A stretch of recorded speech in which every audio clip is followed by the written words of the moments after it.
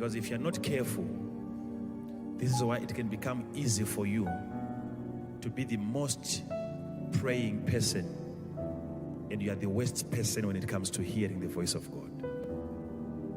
But the moment you get used to pray and you are talking to God, it takes the grace of God to remind you that you have to shut up sometimes and listen to the God that you have been praying to. Prayer can also become so entertaining. You enjoy it when you are flowing in prayer. And you can go on and on and on and on and on for hours. You see, your problem now is that just spending hours in prayer, that's your target. Hearing the voice of God is not your target. So you can be there for hours praying and you're excited. And even the devil himself, he can allow you to get into all the dimensions of tongues. And yet you don't create an opportunity for God to speak back to you. The reason why we find ourselves in a place of prayer, it is so that we speak to God so that God can also speak back to us. I've met prayerful people. I've met prayerful people. You guys listen to me. I've met people that can pray, but they can't hear the voice of God. How can you pick your phone and you start talking until the end of the conversation and then you cut it?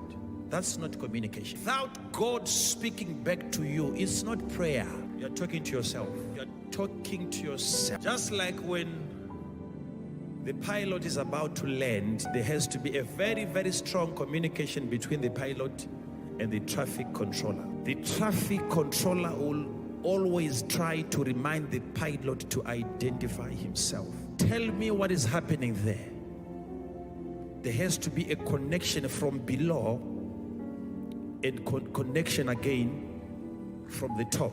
One on top has to speak back. And you pray from here, it has to respond. He has to reply from up there and also speak back to you.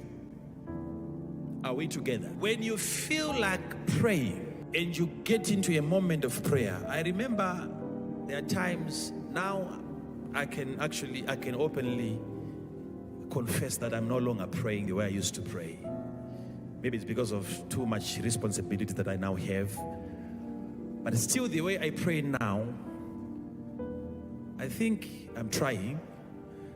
But then, I remember there were times when I would pray for up to 20 hours because I didn't have anything else to do. I would go for 20 hours.